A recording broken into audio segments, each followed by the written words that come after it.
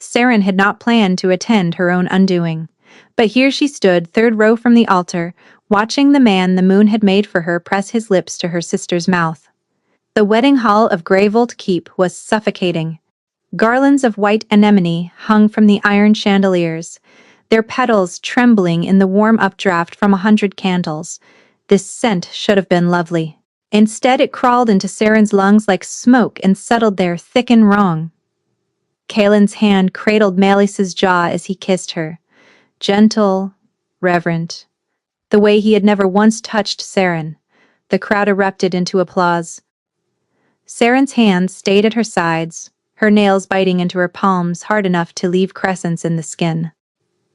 She could feel the bond in her chest, that invisible thread the moon had woven between her soul and Kaelin's, the night she turned 18.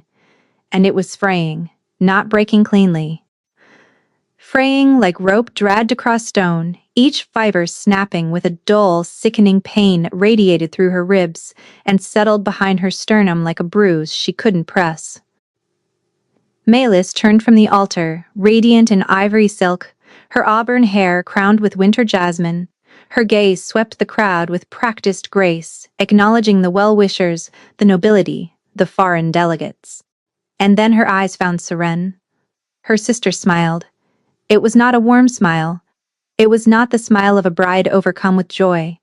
It was precise, deliberate. A smile that said, "I know exactly what I've taken from you, and I want you to know that I know." Saren's vision blurred. She blinked hard, refusing to let a single tear fall in front of these people. Not here. Not where the whispers were already circling like vultures. She could hear them even now. Poor thing. Did you know she was his true mate? Tragic, really. But what did she expect? A foundling taken in out of charity, thinking she could hold a bond against a woman like Melis. She needed to leave. She needed air and stone walls between her and this spectacle, and she needed them now, before the fraying bond pulled something loose inside her that she could not put back. Saren took a step backward toward the doors and walked directly into a wall of a man. She stumbled, caught herself and looked up, then kept looking up, because the person she had collided with was unreasonably tall, broad-shouldered in a way that blocked the candlelight entirely. Dressed in black from collar to boot, with dark hair cut short, and a jaw that looked like it had been carved from the same stone as the keep itself, King Theron Ashvane stood behind her, and Saren's heart simply stopped. The Alpha King of Valdren did not attend weddings. Everyone knew this. He was a myth, wrapped in military reports, a warlord who had unified 3 territories through a combination of strategic brilliance and a reputation so fearsome that entire packs surrendered rather than face him. He did not make social appearances. He certainly did not stand in the third row of a minor lord's wedding ceremony in the northern reaches of his own kingdom. And yet here he was, looking down at Saren, with eyes the color of deep winter pale gray verging on silver, utterly unreadable. "Forgive me, Your Majesty," Saren whispered, her voice barely functional. He didn't respond. His gaze moved from her face to the altar, to Kaelin and Melis receiving congratulations, then back to Saren. Something shifted in his expression. Not pity, not curiosity. Something she couldn't name. The bond beneath her ribs gave another sickening lurch, and Saren pressed her hand to her sternum without thinking. The king's eyes tracked the movement. "You are the sister," he said. His voice was lower than she'd expected. Quiet, like the deep note of a bell struck once and left to resonate. Saren's throat closed. "Yes, Your Majesty, the true mate. It wasn't a question." Saren felt the words land like a physical blow. She opened her mouth to respond, to deny it, to minimize it, to say something that would make this less humiliating. But nothing came out. The hall was growing louder around them. The celebration was building, music starting, voices rising, and the bond was screaming. The king extended his hand. "Stand beside me," he said. Saren stared at his hand, then at his face. "What?" "Stand beside me," he repeated. She could not process the words. They didn't belong in the same sentence, in the same reality, as what was currently happening to her. The Alpha King of Valdrin was not asking a nobody bookbinder from the northern provinces to stand beside him at her own sister's wedding. But his hand remained extended, steady and unhurried, and his silver eyes held hers without wavering. The whispers had stopped. The entire hall had gone quiet because people had noticed. They had noticed the king who never attended anything, standing in the third row and offering his hand to the jilted sister. Seren could feel every single gaze in the room settle on her like a physical weight. Melis's smile had vanished. Seren looked at the king's hand. She looked at her sister's face. She looked at Kaelin, who had gone pale, his mouth slightly open, his arms still around his new bride. Then she placed her hand in the king's. His fingers closed around hers, warm and calloused and impossibly steady, and the pain in her chest eased, not vanished, not healed, but eased, like a wound that had been exposed to air for the first time in hours. She gasped, startled by the sudden relief. The king's jaw tightened almost imperceptibly. He had felt something too. He turned, guiding her forward through the crowd, and the sea of bodies parted before him without a word. Seren walked beside the Alpha King through the wedding hall of Greyvault. Keep her hand in his, her heart hammering, her mind a blank white roar of confusion and terror, and something else she could not name. Something warm. Something that had no business existing in the wreckage of this day. Behind them, Melis's voice rang out, sharp and brittle. What is the meaning of this? The king did not turn around, neither did Seren. The antechamber was cold and smelled of dust and disuse. A forgotten room adjacent to the hall, all bare stone, and a single narrow window that let in a blade of gray afternoon light. The king released her hand and stepped back, putting distance between them with a precision that felt almost military. Seren's hand tingled where his had been. The relief was already fading, the pain of the fraying bond creeping back like water through cracks. Sit, the king said, gesturing to a bench beneath the window. Seren sat. Not because she wanted to obey, but because her legs were shaking so badly that standing was no longer a reliable option. What just happened? She asked. Her voice came out thin and reedy, nothing like her own. The king didn't sit. He stood near the door, his arms crossed, his posture rigid. Up close, away from the candlelight and the crowd, she could see things she hadn't noticed before. A tightness around his eyes that spoke of chronic pain.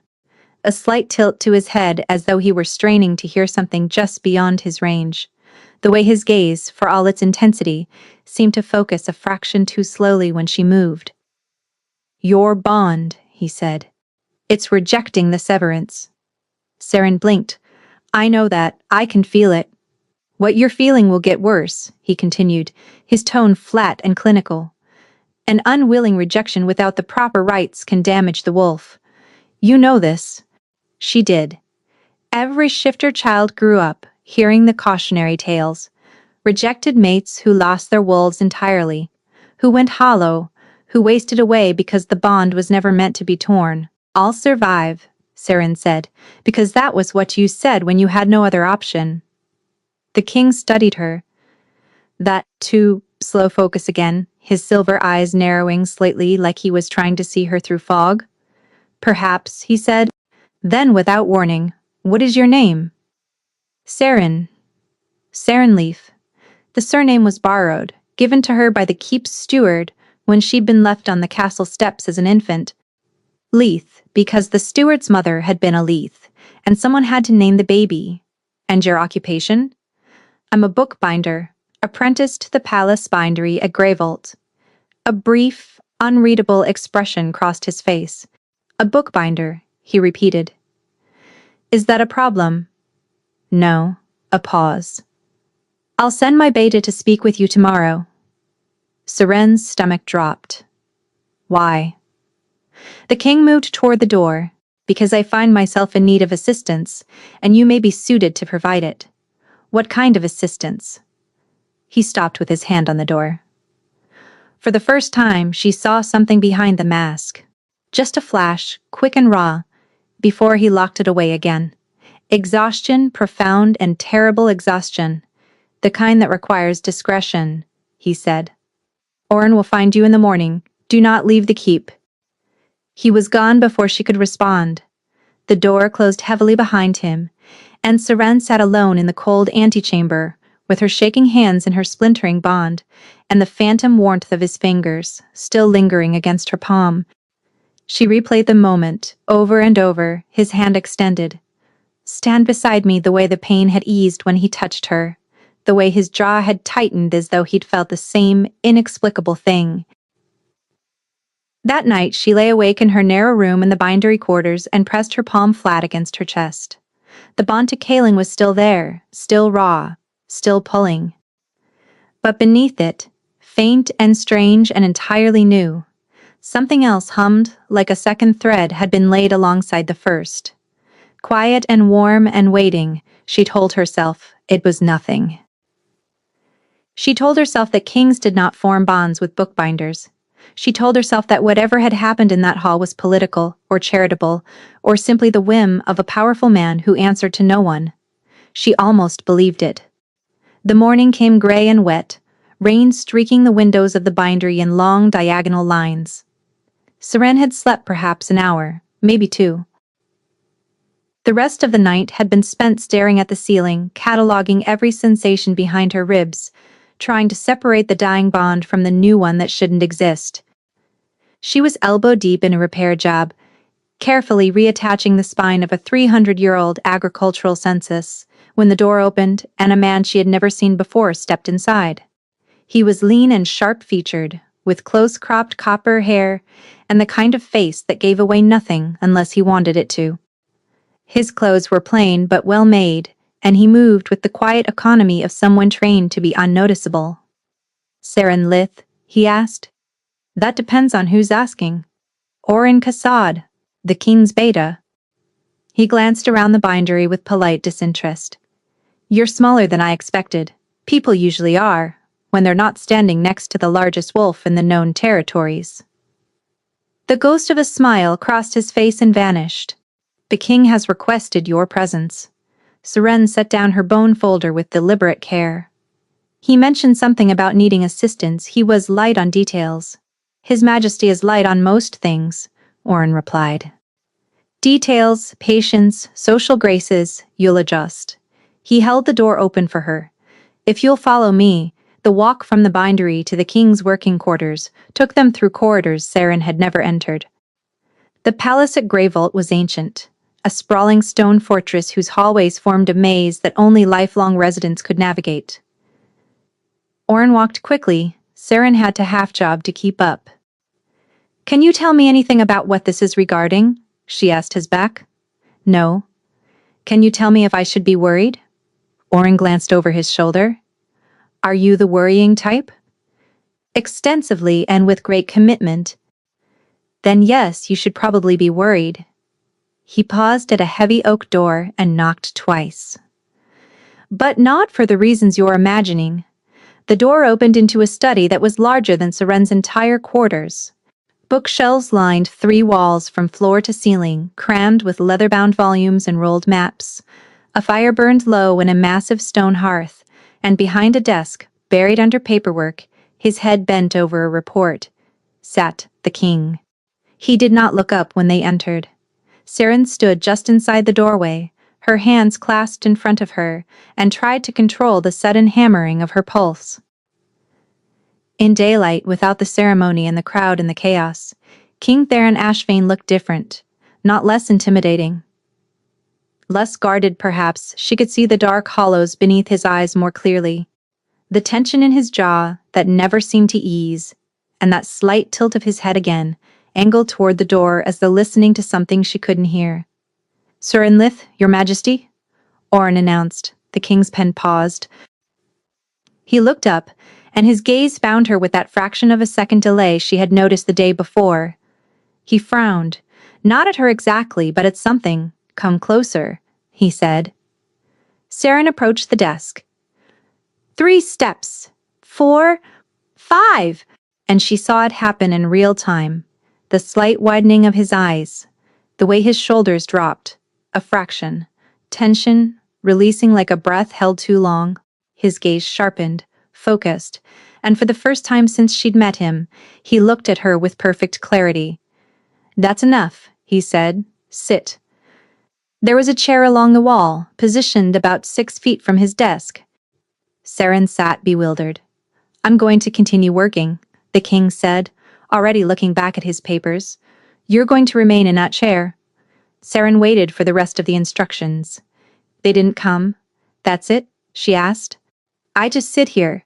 "Yes. For how long?" "Until I say otherwise." Syrian looked at Oren, who stood by the door with his hands behind his back and his expression carefully blank. He offered nothing. She settled into the chair. The king resumed writing. Minutes passed, the fire crackled, rain lashed the windows. Seren sat very still and tried to understand what was happening. The king worked steadily, reading reports, making notes in the margins, occasionally consulting a map pinned to a board beside his desk. He appeared to be functioning normally, more than normally in fact. He moved through the documents with sharp efficiency, his pen scratching confidently across the pages. An hour passed. 2 advisors came and went. The king discussed border patrols and grain tariffs and a dispute between 2 minor lords over water rights. His voice was clear, his decisions swift. He did not look at Surin once, but she noticed. Every time she shifted in her chair, his head tilted almost imperceptibly in her direction. When she crossed and uncrossed her ankles, his pen paused for half a beat. He was aware of her the way a man might be aware of a fire on a cold night, not staring at it, not acknowledging it, but oriented toward its warmth. After roughly 2 hours, Oren appeared at the door. "Your Majesty, the northern delegation has arrived." The king nodded and stood. He crossed the room, passing within a few feet of Seren's chair, and paused. "Thank you," he said, without looking at her. "I didn't do anything," Seren replied.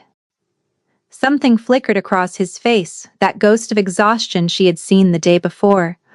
"Oren will escort you back." He hesitated, then added, "I'll need you again tomorrow," and likely the day after he left. Saren stared at the empty doorway, her mind racing. Oren waited until the king's footsteps had faded before speaking. "You can breathe now." "What just happened?" Saren demanded. The beta studied her for a moment, something thoughtful and careful in his expression. "You noticed a difference in him, didn't you, while you were here?" Seren thought about it.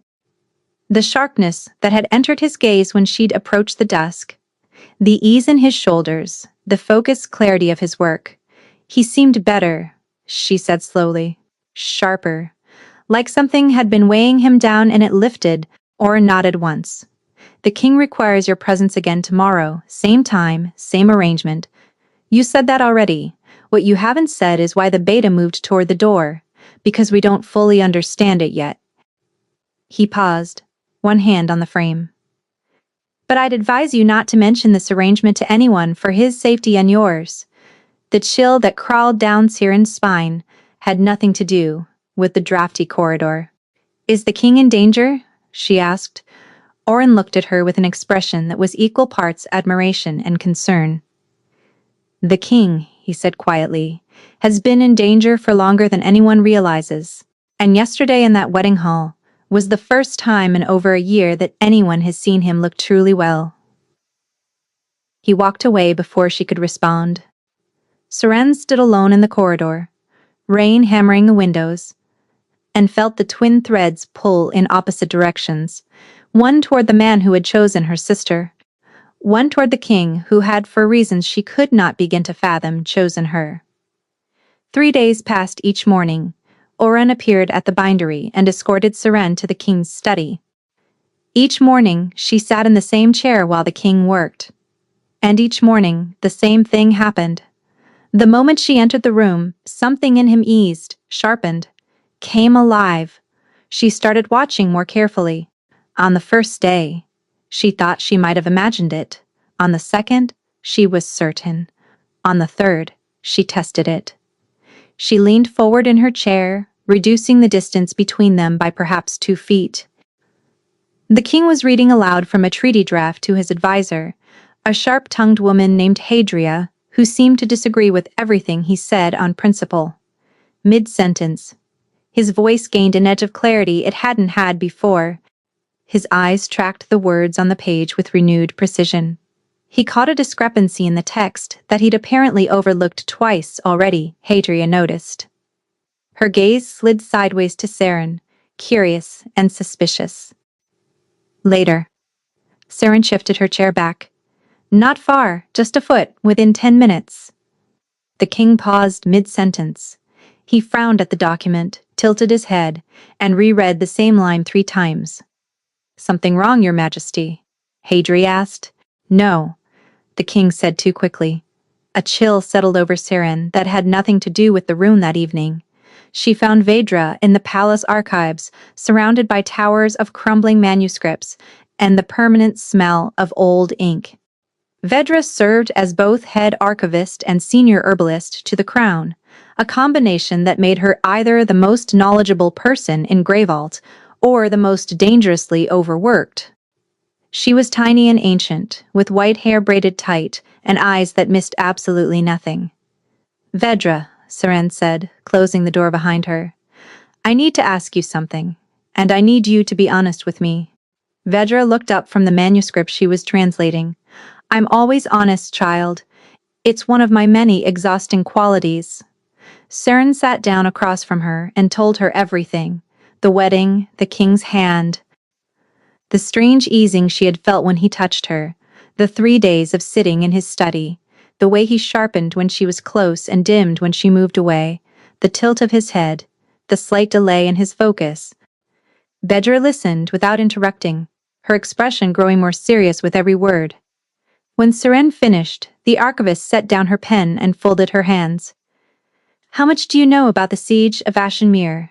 Vedra asked. Saren blinked at the shift. The basics. The king broke the siege in 17 days. There were heavy losses on both sides. A settlement was destroyed. And the aftermath. A peace accord was signed. The border territories were absorbed into Valdren. Vedra shook her head slowly. That's the version they put in the chronicles. The truth is considerably worse. She rose from her chair and moved to a shelf in the far corner, pulling down a leather-bound journal so old its spine cracked when she opened it. There was a seer among the border folk, a woman named Ishara. She foresaw the siege and tried to negotiate a surrender before any blood was spilled. Saren leaned forward. What happened? The negotiation failed. Not because of the king, he wanted peace. But a faction within his own ranks, men who stood to profit from the territory being taken by force, sabotaged the talks. By the time the king discovered the betrayal, it was too late. The siege had already begun. Vedra turned a page in the journal. Ishara died in the assault, not in battle. She was crushed when the watchtower collapsed on the civilian shelter she was protecting. The king found her body afterward. Saren's chest tightened.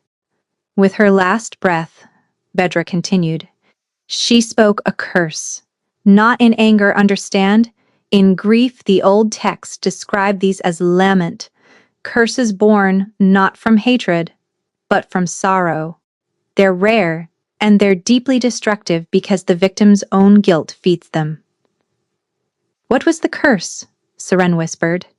Vedra met her gaze.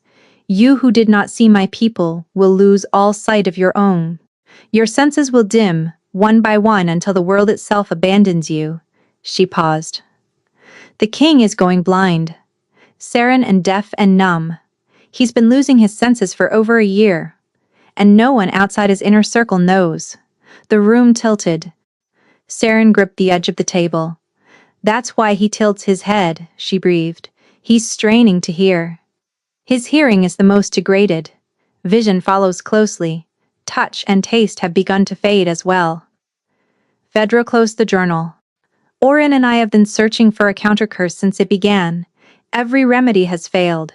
Every healer, every shaman, every scholar we've consulted, nothing reverses it.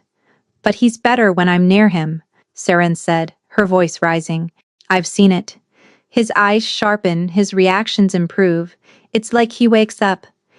Yes, Phaedra said, her expression unreadable. We noticed. How long has he known about me? Since the wedding. Oren reported that the king's vision cleared completely the moment you took his hand. Completely, Seren. For the first time in 14 months. Seren pressed her hands flat against the table, feeling the grain of the wood against her fingertips, grounding herself. So this is why I'd been sitting in his study. He's using me as some kind of remedy. He wouldn't frame it that way.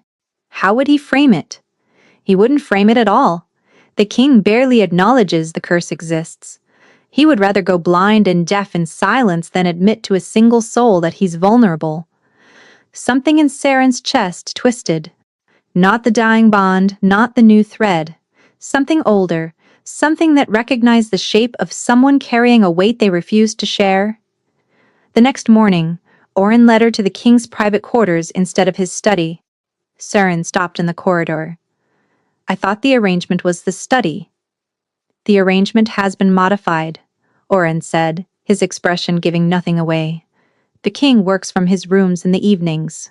Your presence is required during those hours as well.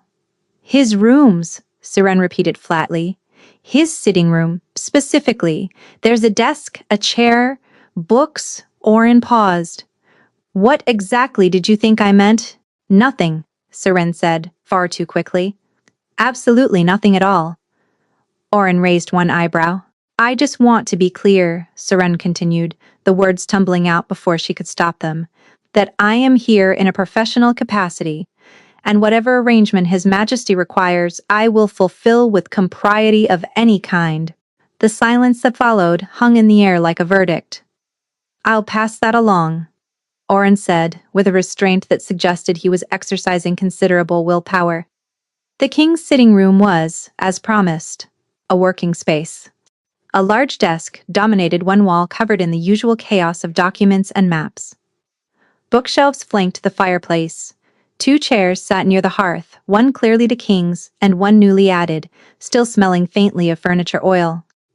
And beyond the sitting room, through an open archway, Seren could see the edge of the king's bedchamber. A massive 4-poster bed, dark wood, dark linens. She looked away so quickly she nearly gave herself a neck injury. Theron was already at his desk when she entered. He glanced up, and she watched it happen again. The clearing, the sharpening, the way the world seemed to snap into focus for him the moment she crossed the threshold.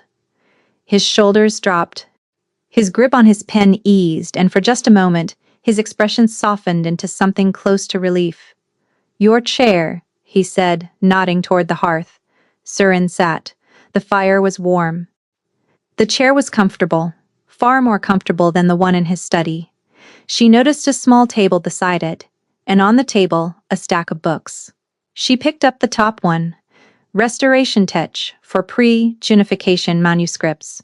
It was from the Palace collection, a text she'd been trying to access for months but had been denied because her apprentice rank didn't grant her archive privileges.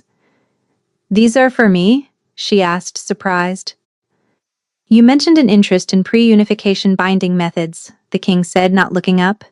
3 days ago, during a conversation I was not part of but unfortunately overheard.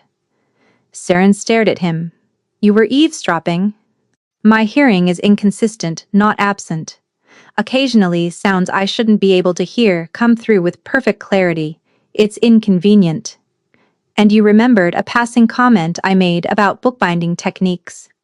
I have a good memory, he said shortly, and went back to his documents. Seren looked down at the book in her hands and bit her lip against a smile that had no business being there. That evening, after the advisors had come and gone and the fire had burned low, Seren sat reading while the king worked in silence. The room had grown dim, the candles guttering, and she noticed him leaning closer to his papers, squinting. Your Majesty, she said carefully, shall I light more candles? No? The light is fading. I'm aware she watched him struggle with the text for another 30 seconds, before standing and crossing to his desk. She picked at the candelabra from the side table and set it closer to his documents without asking permission. A muscle in his cheek flexed. I didn't ask for assistance. You didn't need to, Seren replied, then caught herself. She just corrected the king in his own chambers, while he was clearly trying to pretend he could see perfectly well. But instead of fury, something else crossed his face, that flicker again. The one that might have been amusement if it weren't buried so deep. "You're not afraid of me," he observed. "Should I be? Most people are." Saren considered this. Most people haven't watched you squint at a supply report like it personally offended you. It's hard to be terrified of someone who's clearly losing a fight against font size. The king stared at her, the silence stretched. Saren's heart hammered as she realized what she'd just said, to whom she'd said it, and precisely how far beyond the boundaries of acceptable behavior she had just launched herself. Then the corner of his mouth twitched. Just barely. Just enough. "You may go," he said, looking back at his papers. "Same time tomorrow." Saren gathered her things and moved toward the door. As she reached it, she heard him speak again, so quietly she almost missed it. "Thank you. For the candles." She didn't turn around. She didn't trust her face that night. Saren lay awake in her quarters, staring at the dark ceiling, when a sound pulled her upright. Not a sound from her room. A feeling, a vibration through the connection, sudden and sharp, like a string plucked hard and left to resonate with distress. She was on her feet before she made the conscious decision to move. Down the corridor, up 2 flights of stairs, past the guards who recognized her now and let her pass without question. She reached the king's door and pressed her ear against it. Silence. Absolute, unbroken silence. She pushed the door open. The sitting room was dark, the fire dead, the candles out, and in the center of the room the king stood perfectly still. His eyes were open, wide and fixed, and staring at nothing. His hands hung at his sides. His chest rose and fell with shallow, rapid breaths. But he didn't move, didn't blink, didn't react to the sound of the door opening or her footsteps crossing toward him. "Your Majesty," Saren whispered. Nothing? No response? No flicker of recognition. He was trapped somewhere.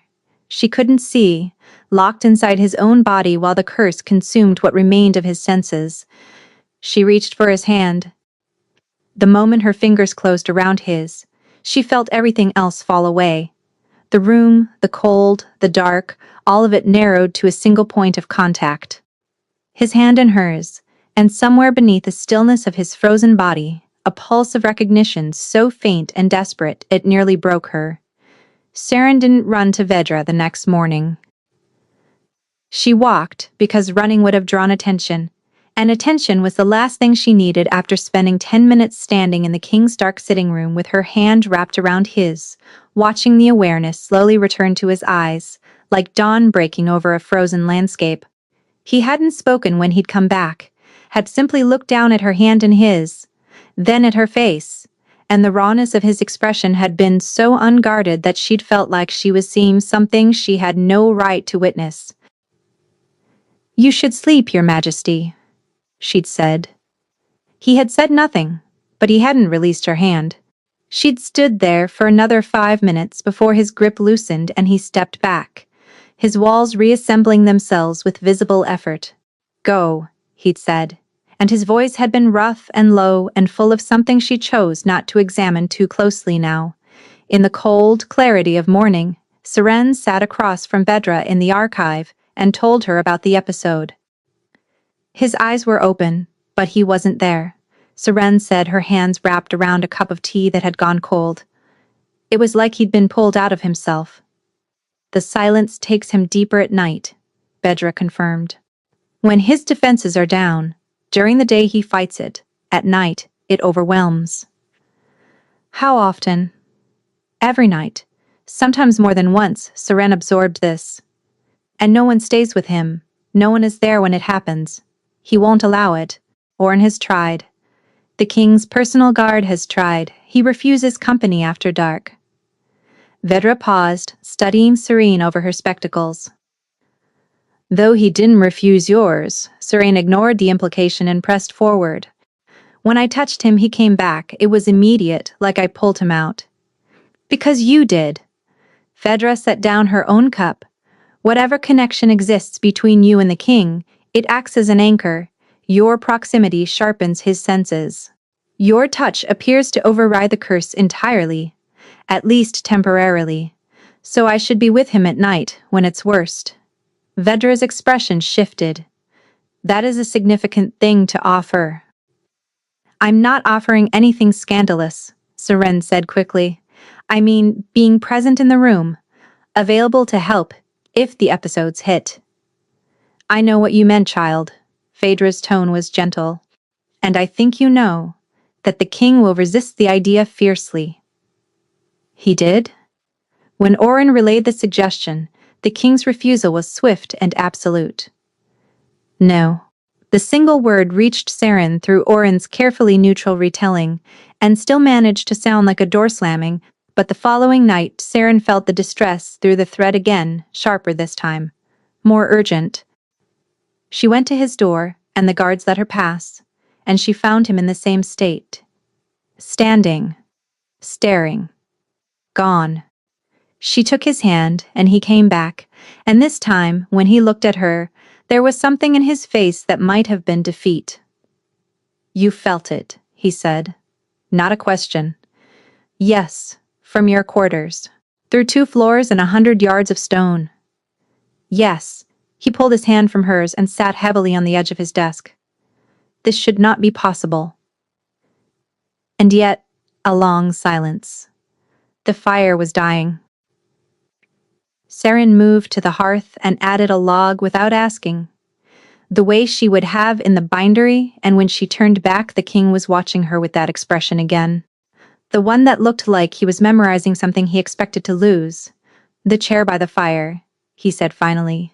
You may use it on the nights when the episodes are severe. How will I know which nights are severe?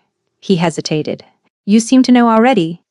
It started with 1 night, then 2, then every night because every night was severe, and they both knew it, and pretending otherwise was a waste of energy. Neither of them had a routine formed. Seren arrived after the palace settled, bringing her bookbinding tools and whatever project she was working on. She sat up by the fire while the king worked at his desk. They existed in parallel silence, sharing the same space the way 2 people might share a riverbank, aware of each other without needing to speak. But they did speak. Slowly, cautiously, in the way of 2 people who had each learned that vulnerability was a liability. It started with the books. Seren would mention something she'd read, a footnote about pre-unification cartography, or a marginal note left by a long-dead scholar, and the king would respond with a question that revealed he had read the same text years ago and remembered it in startling detail. You've read Aldrich's treatise on territorial sovereignty? Seren asked one evening, surprised. Twice. It's 600 pages long, I'm aware. It was poorly structured, but the analysis of border disputes in the 3rd section remains the most comprehensive work on the subject. The 3rd section is the most boring 200 pages ever committed to vellum. On that, the king said, we disagree. She told him about the bindery. About her mentor, a gruff, meticulous old man named Breslin, who had once accidentally bound a visiting dignitary's personal diary into a collection of agricultural records, and hadn't noticed for 3 months. How did he not notice? The king asked. Because the diary was incredibly boring, Seren said. Honestly, it improved the agricultural records. She watched for it, the slight softening around his eyes, the almost invisible twitch at the corner of his mouth. And when it came, she felt an entirely inappropriate surge of triumph. Making the king almost smile had become a private challenge. She refused to examine too closely. He never reciprocated with personal stories. He offered facts instead. Dry observations about palace operations, or historical details about the keep. Impersonal, safe, but occasionally something slipped through. I used to read in this room when I was young, he said one evening, his gaze unfocused on the fire. Before the war, before any of it, the chair you're sitting in was my mother's. Seren looked down at the chair. Worn velvet, faded green, the arms rubbed smooth by years of use. She'd assumed it was just old. Now it felt like something precious. She had good taste in chairs. Saren offered. That faint, almost smile appeared again. She had good taste in most things, except husbands. The silence that followed was heavy with things he clearly had no intention of elaborating on, and Saren let it rest. Some doors you didn't push open. You just stood near them and let the person inside decide whether to turn the handle. Small gestures appeared. A blanket folded over the arm of her chair one evening. Thick wool. Softer than anything she owned. A pot of tea that materialized on the side table, still hot, with a cup that matched the king's own set. "Thank you for the blanket," Seren said. "What blanket?" The king replied, in the exact tone of someone who knew precisely what blanket. "And the tea? The servants handle the tea?" "The servants don't know I'm here. You told me yourself that no one is to know about this arrangement." The tips of his ears went faintly red. Seren bit the inside of her cheek and returned to her book. She began reading aloud in the evenings. It started accidentally, when she muttered a passage under her breath and the king asked her to repeat it. Then it became intentional, because she noticed that when his vision faltered in the low light, her voice served as a different kind of anchor, not a cure for the failing sight, but a tether to hold onto while the world grew dim. She read from whatever she was working on, historical accounts, technical manuals, once an absolutely abysmal romance novel she'd found, wedged behind a shelf in the bindery. The king listened, without complaint, even to the romance. "That man has proposed marriage 4 times in 30 pages, the king noted dryly. "He's persistent, he's unhinged," says the man who asked a stranger to stand beside him at a wedding in front of 300 people. Dead silence. Saren's heart stopped. She'd gone too far. She'd actually gone too far this time, comparing the Alpha King of Valdrin to a fictional suitor in a terrible novel. "I asked once," the king said quietly, "not 4 times." Saren looked up from her book. He was watching her from his desk, and the firelight caught something in his expression that made her breath stall. Not amusement, not the guarded neutrality he wore like armor, something warmer. Something fragile and careful and entirely real. "You skipped a passage," he said. "What?" "Page 43. You always speed up when you're tired, and you jumped from the 2nd paragraph to the 4th. Saren stared at him. "You've been counting my paragraphs? You've been counting my almost smiles." The accusation landed with surgical precision. Saren felt heat flood her face from her collarbone to her hairline. "I have no idea what you're talking about," she said, which was the most transparent lie she had ever spoken. The king held her gaze for one more moment, then looked away. "Good night, Saren. Good night, Your Majesty." She gathered her things and moved toward the door, her pulse roaring in her ears. As she reached the threshold, she felt the bond pull taut, felt the warmth of it flare and pulse with something that had nothing to do with curses or proximity or survival. He had been counting. He had noticed her the way she had noticed him. They had been orbiting each other in careful silence, cataloging each other's details, memorizing each other's patterns, building something neither of them was brave enough to name. She made it back to her quarters before the smile broke across her face, wide and helpless and terrified that night. The thread pulled her awake with such violence that she gasped and sat bolt upright, her heart slamming. The distress pouring through the connection was unlike anything she'd felt before, not the slow, suffocating withdrawal of the previous episodes. This was sharp, frantic, like a hand reaching through deep water and closing around nothing. She ran down the corridor, up the stairs, past the guards. The door was unlocked. She threw it open. The sitting room was empty. She crossed to the bedchamber. The king was in bed, his body rigid, his hands clenched in the sheets, his breathing shallow and ragged. His eyes were open, but whatever they saw, it wasn't this room.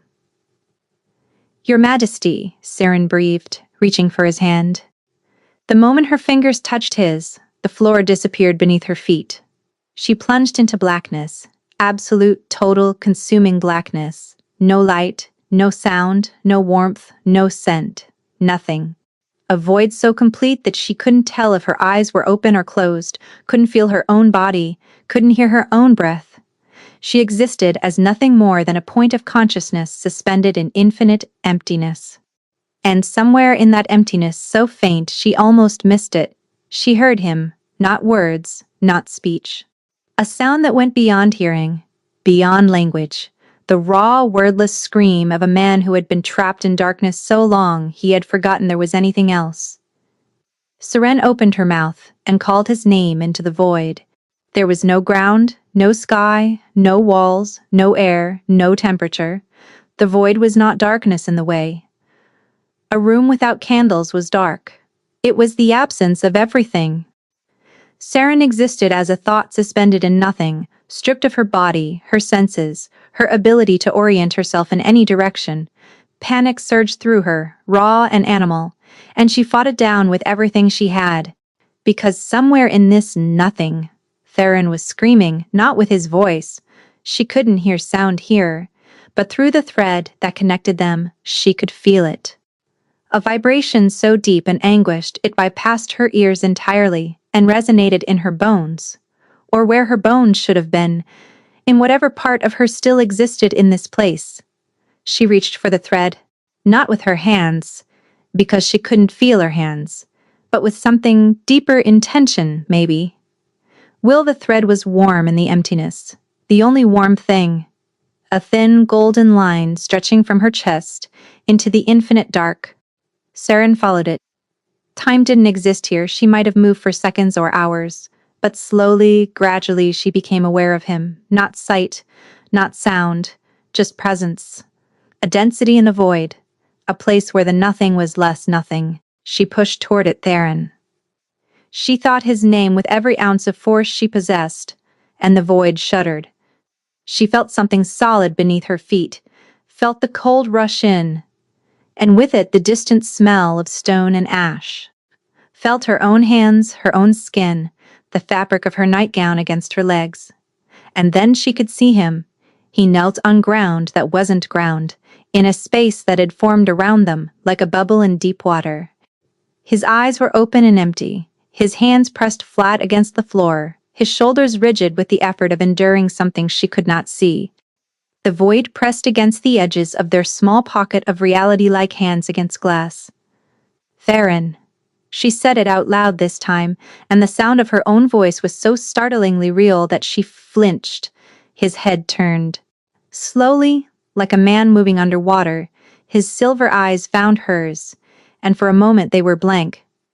Then recognition flooded in, and with it something so raw and desperate that Seren's heart cracked.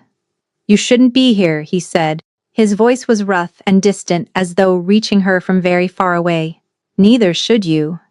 She knelt beside him and took his face in her hands. The moment she touched him, the pocket of reality expanded. The void retreated a fraction. She could feel warmth returning to the air, could hear her own breathing, could smell the faint trace of ink and leather that clung to his skin. His hands came up to cover hers. He was shaking. "Every night," she whispered. "This is where you go every night." He didn't answer, but the thread between them told her everything. Yes, every night. Hours of nothing, hours of being stripped down to bare consciousness and left in the dark with no way out.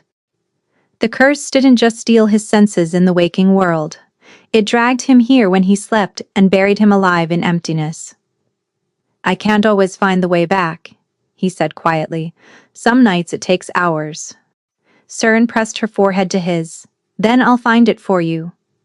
She closed her eyes, gripped the thread, and pulled. They woke gasping, both of them, lurching upright in the king's bed like drowning swimmers breaking the surface. The room was dark except for the dying fire, and for a moment they just breathed, ragged and harsh and very much alive. Seren's hands were still on his face. His were still covering hers. Neither of them moved. "You pulled me out," he said, wonder and horror mingling in his voice. "From inside?" "Yes. That's not possible." And yet, he stared at her, his silver eyes fully clear, fully focused, sharper than she had ever seen them. The curse's fog hadn't just lifted, it had been obliterated. She sensed it through the thread, every sense at full capacity, flooding back in a rush that made him wince and grip her hands tighter. It's too much, he breathed. And she realized that the sensory return was overwhelming him. After months of dimming sight and muffled sound, the world was suddenly, blazingly vivid. Your heartbeat, I can hear your heartbeat. Is that bad? It's very fast. You're holding my face and we're sitting in your bed in the dark. Of course it's very fast. Something shifted in his expression.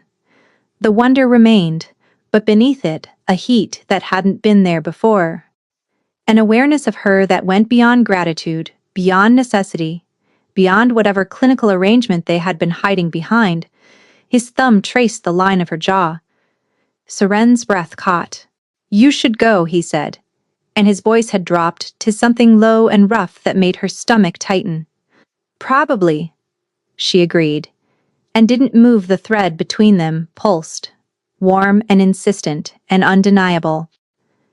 Saren felt her wolf stir beneath her skin for the first time since Kaelin's rejection. Not the agonized thrashing of a severed bond, but something new. Something that leaned toward the man in front of her with a certainty that terrified her. She pulled back. His hands fell away. The loss of contact was immediate and physical, a chill that swept through her despite the warm room. Same time tomorrow? She asked, trying for lightness, and missing by a considerable margin. Saren, her name in his mouth, did something complicated to her pulse. Good night, Your Majesty. She left before he could respond, before the look on his face could make her do something irreversible. And she didn't stop walking until she reached her quarters and closed the door and pressed her back against it and slid to the floor. Her wolf was howling, not in pain and recognition. The next morning she went to Vedra. I need to see the progression records. Saren said without preamble. Everything you've documented about the curse since it began. Vedra studied her for a long moment, then pulled a leather folio from her desk and laid it open. Charts, observations, dates, all written in Vedra's precise hand. Saren leaned forward and traced the timeline with her finger. The degradation of his senses followed a clear curve, hearing first, then vision, then touch, then taste, each declining steadily over the months. But in the last 3 weeks, since she had entered his life, the curve had changed. During her hours with him, the decline reversed. Outside those hours it accelerated. It's speeding up, Saren said, her blood going cold. When I'm not with him, it's getting worse faster than before. Yes, Vedra said, as though the curse is compensating for the time you spend counteracting it. So the more I help him, the harder it hits when I leave. That's one interpretation. Vedra paused, her expression troubled. One I've only just begun to confirm. Saren looked up. Tell me, the thread between you, the connection that allows you to enter the void and pull him out? Vedra met her gaze steadily. It runs both ways, Saren. If the curse can travel along his senses, there's nothing stopping it from traveling along the bond toward you. The words settled over Saren like ice water. You're saying the curse could spread to me. Vedra closed the folio. I'm saying it already has. The migraines you've been having, the difficulty concentrating when you're away from him, the way sounds seem muffled in the afternoons. She paused. You thought that was the rejected bond with Kaelin causing those symptoms, didn't you? Saren's fingers curled against the folio. She had thought exactly that. It's not Kaelin, Vedra said gently. It's the silence, and it's reaching for you through the very connection that lets you save him. The king found out on a Tuesday. Saren didn't know how. She suspected Vedra, though the archivist denied it with the inflappable calm of someone who had been keeping secrets for longer than most people had been alive. However it happened, the result was catastrophic. You are relieved of your duties, Theron said. They were in his study. Morning light fell across his desk in pale bands, and his face was carved from stone. No warmth. No almost smiles. Nothing but the rigid military composure of a king delivering an order he had no intention of reconsidering. Saren stared at him. My duties is what? Your human remedy. Your presence is no longer required. Because the thing that's killing you is now reaching for me. and you've decided the appropriate response is to send me away so we can both deteriorate separately instead of fighting it together. His jaw tightened. This is not a discussion. You're right, it's not. Because a discussion requires two people who are willing to listen, and you've clearly already decided to be noble and tragic about this. Something dangerous flickered in his eyes. Surin? Don't Saren me, her voice was shaking now. Anger and fear braided so tightly she couldn't separate them. You think pushing me away protects me? I can already feel it, Theron. The muffled sounds, the headaches.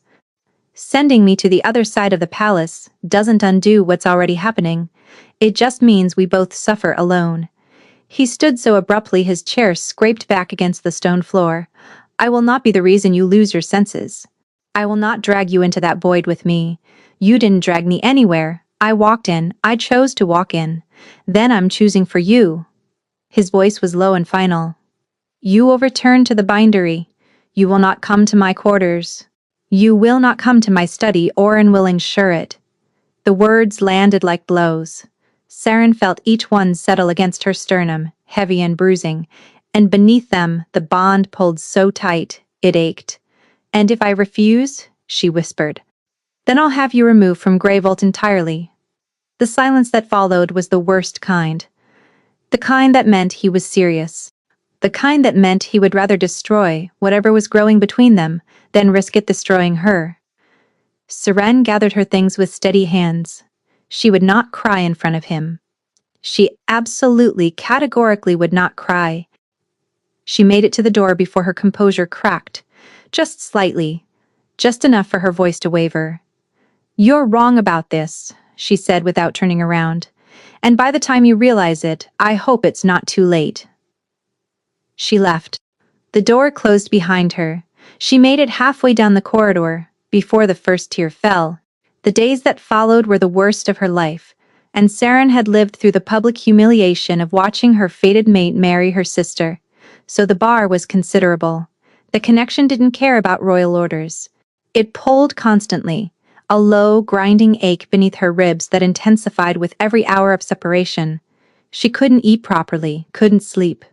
Her hands, usually steady enough to repair illuminated manuscripts with single hair brushes, trembled too badly to hold a bone folder.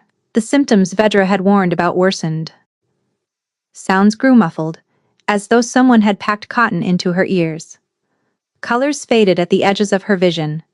She burned her fingers on a candle flame, and didn't feel it until she smelled the skin. Seren caught glimpses of the king. A tall shadow crossing the courtyard. His voice, distant and muffled, drifting from behind closed doors. Once, she turned a corner and saw him at the end of a long corridor, his hand braced against the wall, his head bowed, and the posture of defeat in his body made her stop breathing. He didn't look at her. Hadn't looked at her since the morning he'd sent her away. Oren found her in the bindery on the 5th day, and the expression on the beta's face told her everything she needed to know before he opened his mouth. How bad? Seren asked. He collapsed during a council meeting yesterday, lost all hearing for nearly 2 hours. He couldn't see the council members sitting 3 feet from him. Oren's voice was carefully controlled, but she could hear the fear beneath it. It's accelerating. Without you, the progression has tripled. I know. He won't let me tell you. You're telling me now. Because he's dying, Seren. The words fell any more quickly. Seren pressed her hands flat on the workbench to keep them from shaking. And me? As Vedra told you what's happening to me? She has. Then you understand that sending me away doesn't save either of us. It kills us both, just in separate rooms. Oren was quiet for a long moment. I understand, he said. On the 6th day, Milas came. Seren hadn't seen her sister since the wedding, but there she was in the bindery doorway, beautiful and poised in deep burgundy, her auburn hair pinned with jeweled combs. So, Mally said, her gaze sweeping the small workshop with undisguised contempt. This is where the king's pet hides. Seren set down the book she was repairing with deliberate care. What do you want, Malis? Her sister stepped inside, trailing her fingers along a shelf of binding supplies. Everyone is talking about you, you know. The foundling bookbinder who caught the Alpha King's attention at my wedding? She smiled. That same precise smile from the ceremony. Though I hear he's already tired of you. Sent you packing back here. Is there a point to this visit? Or did you just miss being cruel to me in person? Melis's smile sharpened. I came to offer advice, sister to sister. She leaned against the workbench. Stop embarrassing yourself. The king doesn't want you. Kaelin didn't want you. Nobody wants the foundling. It's not a flaw in them. It's a flaw in you. The words were designed to wound. And once, they would have. Once, Saren would have absorbed them like a bruise, and carried them silently because Melis was older and prettier, and everything came easily to her. And maybe she was right. Maybe the flaw was in Saren, but that was before.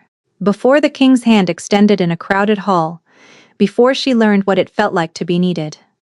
Before she crawled into an infinite void and pulled a man back from nothingness, because something inside her was strong enough to reach across the dark and hold on. You took my mate because you could, Saren said quietly. Not because you loved him, not because the bond called you, because I had something you wanted. And taking it from me made you feel powerful. Melis's expression flickered. But here's what you didn't count on.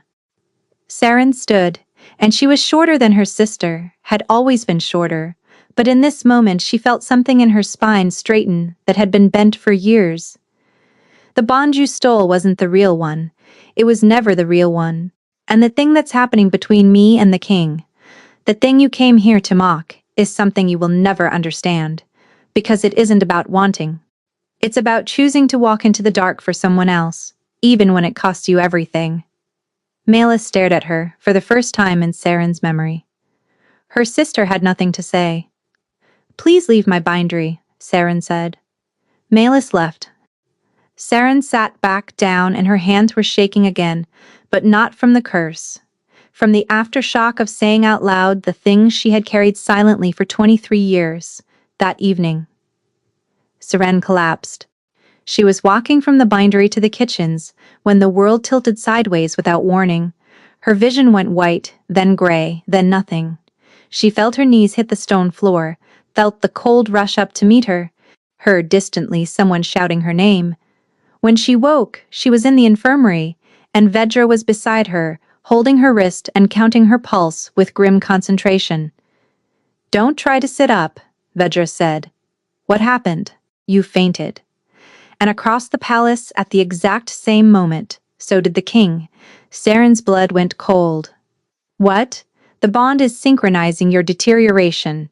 You collapse, he collapses. His senses fail, yours follow. Vedra released her wrist and sat back. You're dying in tandem, Saren. The curse doesn't care about walls and distance. It has the bond now, and it's using it. Then there's no point in staying away. There never was. Vedra's expression was the saddest Saren had ever seen it. I tried to tell him. I believe his exact response was an unprintable word followed by a royal decree that I mind my own business. Can the bond break the curse? Saren asked. If it were completed, if we sealed it fully, would our combined strength be enough? Vedra was quiet for a long time. In theory, a completed true mate bond is the most powerful connection a wolf can form. It binds two souls together at a level deeper than flesh. A lament curse feeds on guilt and isolation. A completed bond is the antithesis of both. So it could work. It could work. Vedra agreed. Or it could bind you so completely to him that when the curse takes him, it takes you with absolute certainty. Instead of merely probable certainty. Those are terrible odds. They are the only odds you have. Vedra reached for her hand. He won't agree to it, child. He would rather die than risk you. Saren squeezed the old woman's hand. Then I won't ask his permission. Orin was waiting for her when she left the infirmary, arms crossed, expression carefully neutral, which by now Saren recognized as the beta's version of deep concern. Before you say anything, Saren started. The king collapsed in the war room, Oren said. Lost all senses for nearly 4 minutes. When they returned, the first thing he asked was whether you were all right. Seren's throat tightened. He asked about me. He ordered me to check on you. Then he ordered me not to tell you he'd asked. Oren's mouth twitched. I'm choosing to interpret those orders selectively. I need to see him, I know. Oren unfolded his arms. There's something you should know first. Something the king won't tell you, because he believes it makes the situation worse. Seren waited. The curse didn't simply land on him like a stone falling from a height. Oren said, his voice low.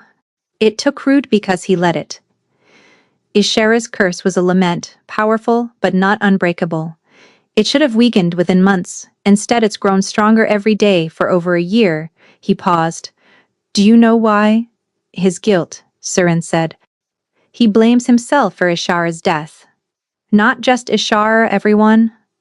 Oren's expression shifted into something heavy and personal, like he was sharing a grief that wasn't only the king's. The siege at Ashenmere was supposed to be a precision strike, limited casualties.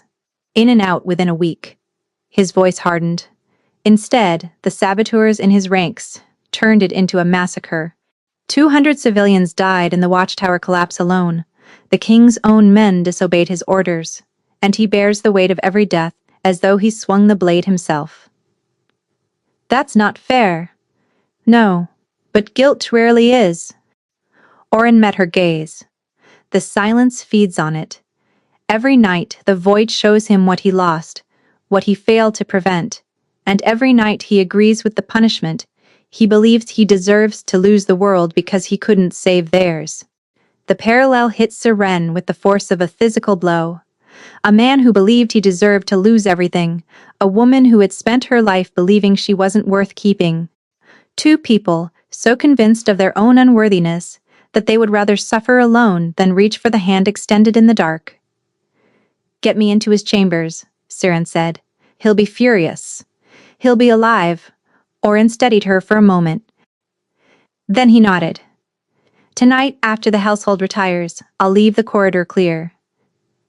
The palace was silent when Seren made her way through the upper corridors. No guards at his door, no Oren waiting to escort her. Just the cold stone and the flickering torchlight, and the bond pulling at her so hard she could barely breathe. She opened the door without knocking. The king's sitting room was dark. No fire, no candles. The air was cold and still, and for a terrible moment she thought the room was empty. Then she heard breathing. Shallow, labored, coming from the far corner, near the window. Theron, she said softly. No response. She moved forward, her bare feet silent on the stone floor, and found him sitting on the floor with his back against the wall beneath the window. His knees were drawn up, his arms resting on them, his head bowed. He was still dressed, boots and all, as though he had sat down at some point and simply been unable to get back up. She knelt in front of him. Can you hear me? Nothing. His eyes were open, unfocused, staring through her at something that wasn't there.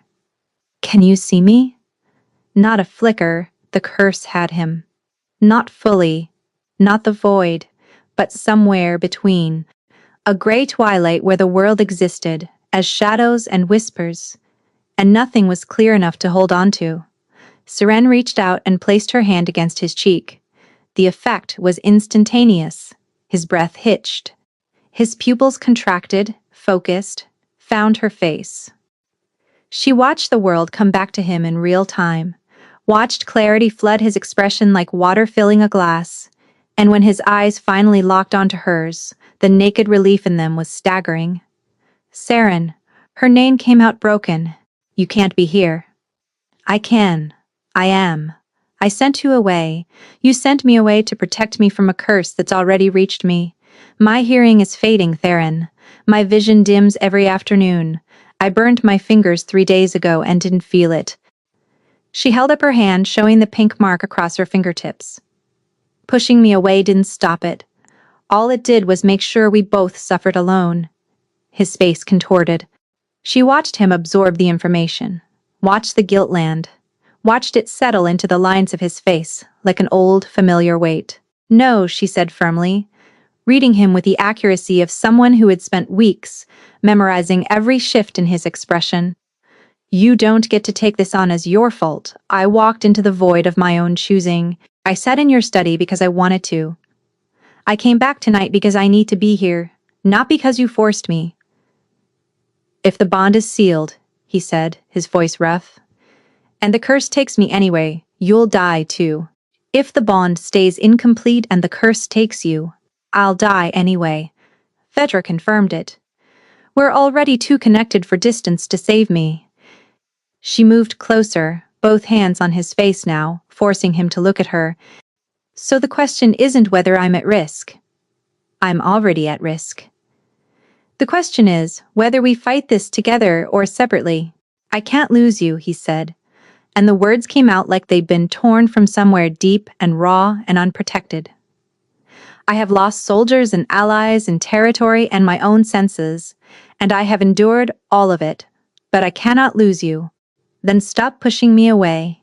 You don't understand. His hands came up, wrapping around her wrists, not pushing her away, but holding her there. Before you, I was disappearing quietly. I could feel myself fading, sense by sense, day by day, and I had made peace with it because I thought I deserved it. And then you walked into that wedding hall with your heart breaking and your spine straight and your absolute refusal to collapse. And I felt something. His grip tightened. For the first time in 14 months, I felt something. My vision cleared. I could hear the music. I could smell the flowers. I could feel the floor beneath my feet. And it was you. It was all you. Seren's eyes blurred with tears. Then let me stay. If you stay, he said, and his voice was barely a whisper. I don't think I can pretend anymore that this is just proximity, just an arrangement. I don't want you to pretend. What do you want? You? The word came out simple and true and terrifying. I want you, not because the bond demands it, not because the curse requires it, because you remembered which books I wanted to read, because you counted my paragraphs, because you put your mother's chair by the fire for me, and pretended it meant nothing.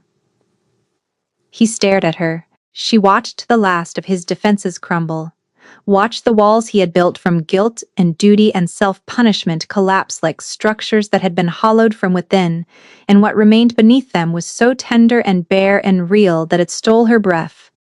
He kissed her, not gently, not carefully. He pulled her forward, and his mouth found hers with a desperation that spoke of months of restraint shattering all at once. Saren kissed him back with equal ferocity, her hands sliding into his hair, her body pressed against his, and the thread between them blazed so bright she could feel it in her teeth. He made a sound against her mouth, low and broken, and pulled her closer. His hands spanning her waist, her ribs, the curve of her back. Everywhere he touched, her skin came alive, and she knew through the bond that the same was true for him. Every point of contact was a sense restored, a color returned, a sound made clear.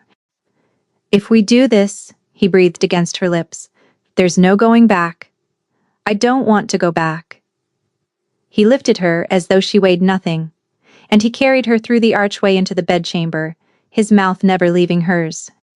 The bed met her back, and he settled beside her, pulling her close, and the world narrowed to heat and breath and the overwhelming rightness of being exactly where she belonged. What followed was overwhelming in the way that only surrendering to something inevitable can be. Every whispered word, every shared breath, drew the bond tighter between them. Saren felt the connection expanding, weaving itself into something broader and deeper, binding them at a level that went beyond skin and bone and breath. When the moment came, when the bond demanded its completion, Theron's teeth found the curve of her neck, and his bite sent a shockwave through her that lit up every nerve she possessed.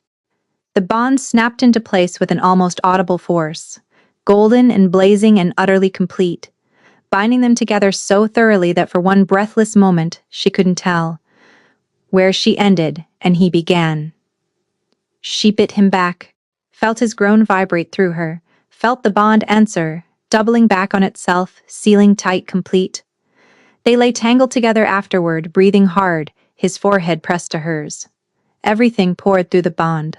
His heartbeat, his exhaustion, his overwhelming relief, and beneath it all, a love so fierce and absolute that it made her eyes sting. "The wind," he whispered. His voice was full of quiet wonder, but also disbelief, as though he expected it to vanish at any moment. "I can hear the wind outside." He kissed her forehead. "Thank you." "For what?" "For walking into the dark." His arms tightened around her. "For refusing to leave me there." Sleep pulled at them both, irresistible after weeks of deprivation. And Seren let it come. She closed her eyes, pressed against his chest, the bond humming between them like a hymn. She woke in the void, but this time, everything was different. Theron was beside her, his hand in hers, the bond between them burning gold in the blackness. And ahead of them, visible for the first time, a shape in the nothing. A figure standing motionless in the dark, watching them with eyes that glowed like dying embers. When it spoke with Ashar's voice. "So," the seer said, "you've come at last." The void was different with him beside her. Before, it had been absence total, suffocating emptiness that stripped her of everything and left her formless in the dark. But now, with the completed bond blazing between them, like a lantern held against infinite night, the nothing had edges, boundaries. The blackness wasn't infinite anymore. It was a room, a cage, and they were standing inside it together. Theron's hand tightened around hers. She could feel him through the bond, fully and completely for the first time. Not fragments of emotion leaking through an incomplete thread, but everything. His fear, sharp and controlled. His guilt, deep as bedrock, his determination fierce and bright, and woven through all of it, his love for her. So vast and certain that it made her chest ache with something that was the opposite of pain. Ishara stood before them. She looked nothing like Seren had imagined.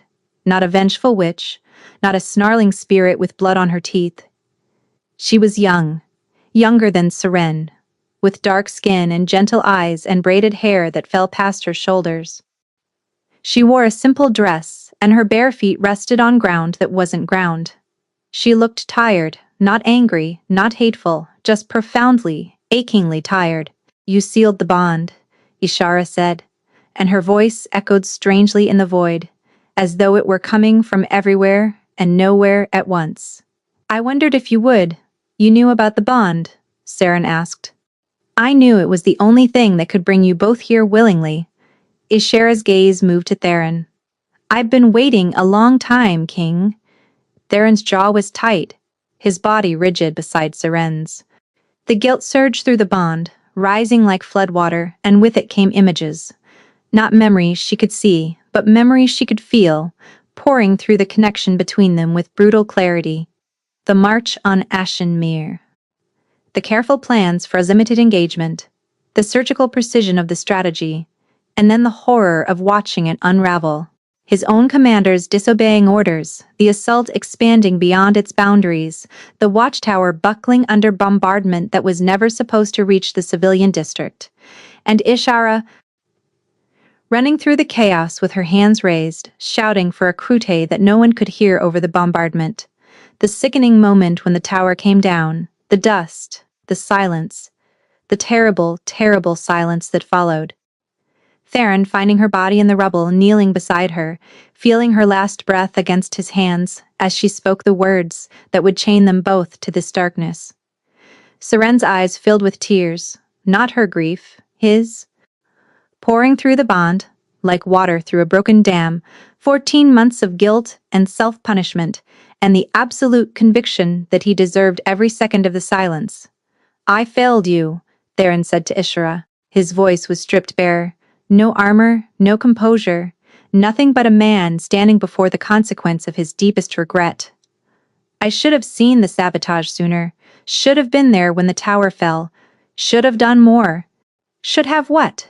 Ishara asked, and her voice was gentle in a way that cut deeper than anger ever could. "Should have held the tower up with your hands. Should have stopped a war with your body. Should have been everywhere at once, saving everyone, failing no one. Theron flinched. You aren't a god, Ishara said. You were a king trying to end a war. And the war did what wars always do. It ate the people who didn't deserve it. The void shifted around them. The darkness rippled. And suddenly, they were standing in Ashen Mere, or a memory of it. Stone cottages with smoke curling from their chimneys, children playing in a dusty square, the watchtower rising tall and whole against a blue sky. Saren watched Theron's face as he took it in. The village he had never seen intact. The people he had only known as casualties. I didn't curse you because I hated you, Ishara said. She stood in the center of the village square, and around her the ghosts of Ashen Mere moved through their daily lives, unaware of the future bearing down on them. I cursed you because I was dying and I was afraid, and grief does terrible things to people who have the power to give it teeth. You had every right, Sharon said. No, Ishara's voice sharpened. I didn't, and that's what I've been waiting to tell you. She stepped closer, and the village shimmered around her. The curse was wrong, Theron. It was born from pain, not justice, and it trapped me here, just as surely as it trapped you. Saren's breath caught. You're trapped too. Ishara turned to her with a sad smile. A lament curse binds the speaker and the target. I can't rest until he releases the guilt that feeds it, and he can't release the guilt because he believes he owes me his suffering. She looked back at Theron. You don't. You never did. The village began to dissolve at the edges, the buildings turning to mist, the ghostly figures fading. Theron stood rigid, his hands clenched, his entire body vibrating with the effort of holding himself together. Saren stepped forward and took both of his hands in hers. Look at me, she said. He did.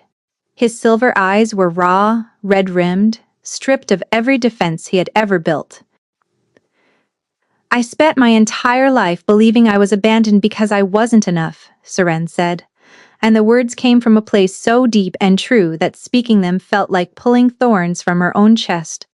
My parents left me on the castle steps. My sister took my mate and smiled about it. And for 23 years, I told myself the same story, that I was the common thread, that if I had been better, prettier, more, none of it would have happened. She squeezed his hands. But it was never about me being enough. My parents made their choice for reasons I'll never know. Malis made hers out of cruelty and ambition. None of it was a verdict on my worth, and Ashenmere wasn't a verdict on yours.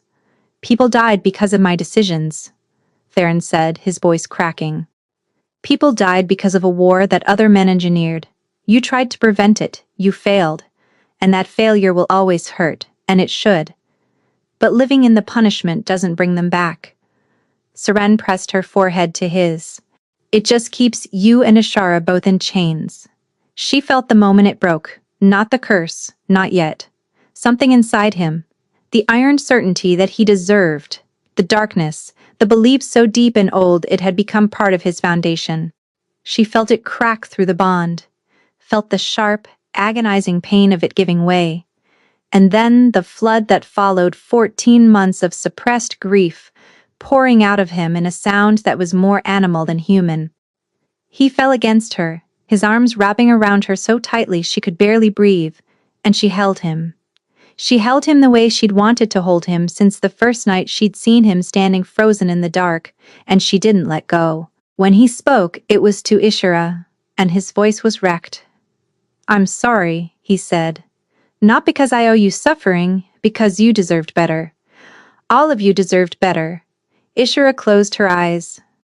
Something in her face released, a tension that had been held for over a year, and when she opened her eyes again, they were clear. Build something worth their sacrifice, she said. That's all any of us ever wanted. The bond between Saren and Theron blazed.